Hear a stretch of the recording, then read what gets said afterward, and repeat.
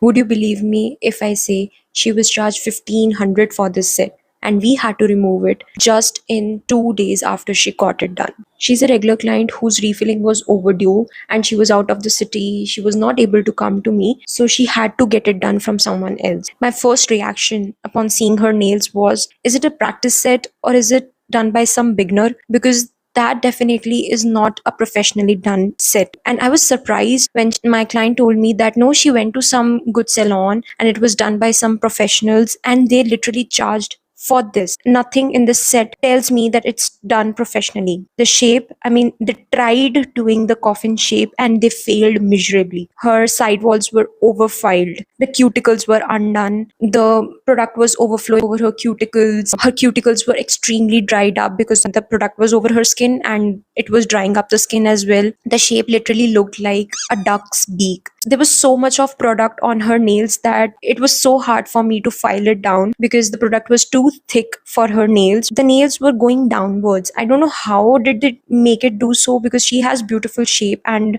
her nails look flawless when I do it. Even the gel was undercured. I mean, what kind of a nail tech you have to be to ignore all this? You see it's not looking good and you deliberately overlook it. I am speaking this out of pure rage because I was deeply hurt by seeing all the damage to her beautiful natural nails. The last time we met, we had decided to switch to her natural nails after two refillings of the extensions. But I saw that there was kind of a trauma to her nails because of this bad refilling. So I had to completely remove the set and switch directly to her natural nails. So we decided to switch to Power Polish. Power Polish is a kind of soft gel which would be really gentle on her traumatized nails. Here you can see me removing all the product. I would like to add on something here. If you're someone who struggles a lot with the removal, or you tend to cause damages during the removals, or you're really confused about what products to buy, I'll link a video of mine where I talk about every step in removal in detail, and trust me, you're gonna feel that you have upgraded your skills to next level. Back to the topic. Here I'm done with all the removal. You can see how fresh and neat her nails are looking right now, all because we have done a very clean and very healthy removal.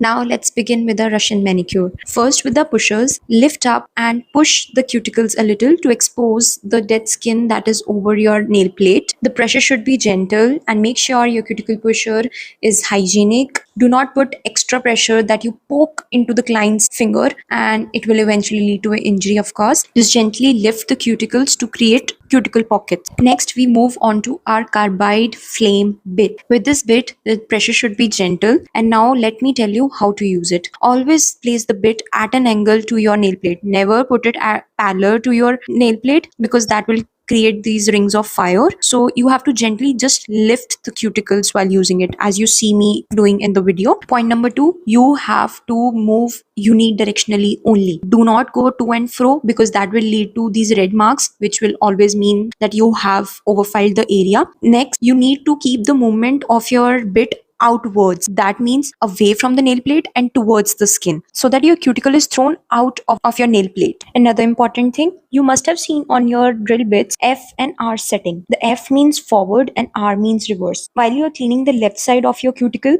the setting should be forward, and while you are cleaning the right side of the cuticle, the setting should be in reverse. Moving on to our next step, that is where we use 240 grit sanding band to roughen up the surface. In nails, you have to be very particular about one thing, that your nails should be dry and roughed up to the point that the product gets textured surface to stick to it, to adhere to it, and to last. To avoid overfiling by this sanding band, just make sure that you go over a particular place just once. Don't go over a particular spot on the nail multiple times, because that will lead to heat spikes and overfiling as well, and there'll be red pits forming at that place where you will be going multiple times. So you have to put a very minimal pressure. You don't have to dig deep into the nail. You just have to create a texture to it. The edge of the sanding band should be used to clean up the cuticle surface, while the body of the band should be used to clear up the surface of the nail plate. That is how you use a sanding band. Once I'm very satisfied with the filing of my nails, I move on to my cuticle nippers. You see that whitish part of the skin? That's mostly your dead skin which needs the nipping. You remember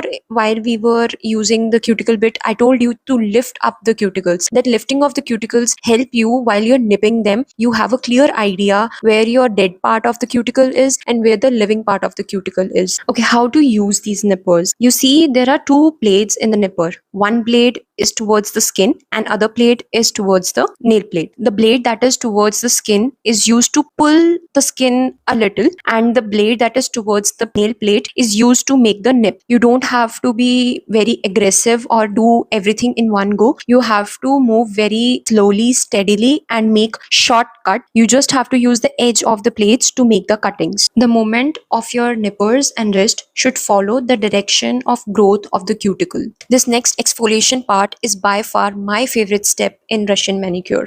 If you see here, there's a lot of dead skin buildup around her cuticle area. This ball bit has to be used the same way we used our cuticle cleaning bit. Forward setting for the left hand side and reverse setting for the right hand side. You have to be very gentle while you are using this bit onto the skin. You're not supposed to use this bit on the nail plate as it will lead to red pits again. This step is mostly required only if you see there's a lot of thickened callus around the proximal folds, or there are some kind of hangnails you're not able to get rid of with the nippers. I usually use this bit at 10,000 to 12,000 rpm. It gets the work done very neatly. The next step is shaping her nails. Since her side walls were overfiled, there is a risk of breaking off free edge from that region, so I suggested her for going into a round shape. This shape will prevent that breaking and also will help to maintain the structure of the free edge. The hand filer I am using is 180 by 100 grit. I use this filer just for shaping part. You're not supposed to use such abrasive filers onto your nails for prepping or anything else. You need to be very careful that onto the nail plate you are supposed to use just 240 grit filers, be it the hand file or the e-file. After this part, I spray alcohol over the nails and wipe it off with lint-free wipe. That step helps me to get rid of all the dust particles stuck in the folds. You see how flawless the Russian manicure has turned out to be. It looks like she has new hands on right now. I mean, this I feel so whenever I do the Russian manicure, and I just love doing the after before thing. Next, we jump into prepping our nails. First is dehydrator. It gets out all the leftover moisture on the nail. Then is the primer. Primer is like a double-sided tape for our base coat to stick onto it. Next is our base coat and then our polish, and this is the beautiful look. Do like and comment if you found this video to be helpful, and see you in the next one. Bye.